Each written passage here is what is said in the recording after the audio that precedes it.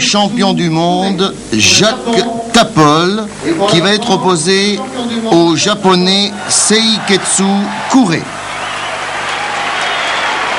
Jacques Tapol, que nous connaissons depuis longtemps, champion de France en 83, 85, vainqueur des internationaux de France à Paris, et qui, à Sydney, a totalement éclaté, si j'ose dire, dans cette catégorie des mi-lourds, les moins de 80 kilos.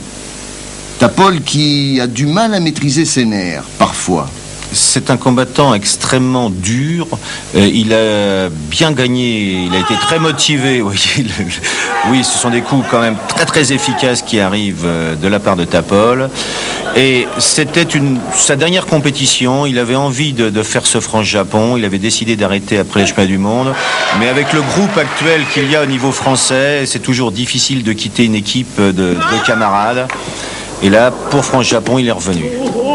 Mais il manquait un petit peu de motivation malgré tout.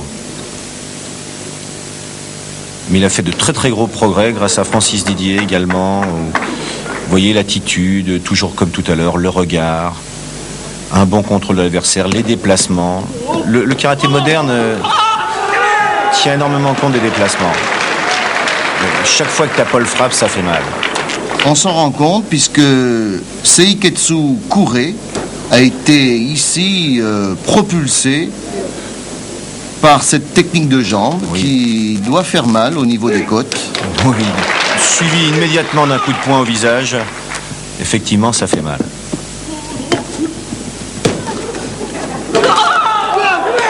Très offensif, le japonais. Oui, mais Tapol l'a frappé et au visage et un coup de pied au corps, voilà, qui sont comptés d'ailleurs. Je peux vous dire qu'ils étaient vraiment très très forts.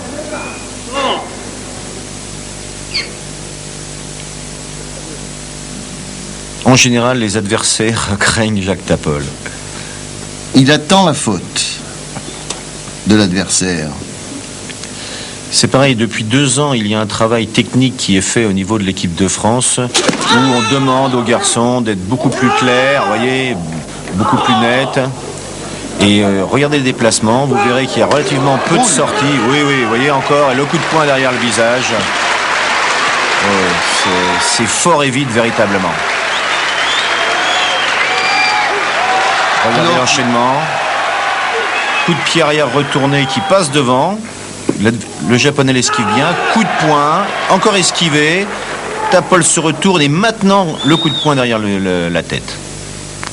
Alors à ceux qui prétendent qu'au karaté on contrôle toujours ces techniques, il faut quand même avouer que depuis maintenant 5 ou 6 ans, on a l'impression que les karatékas se livrent beaucoup plus, appuient leurs coups, sauf au visage bien entendu où le contrôle est permanent, mais c'est vrai qu'il arrive que certains athlètes soient KO. Bien sûr, non, c'est tout. Encore une fois, je pense que c'est quelque chose qui est mal perçu par le public. On doit contrôler au karaté au visage. Voilà, Jacques a gagné maintenant.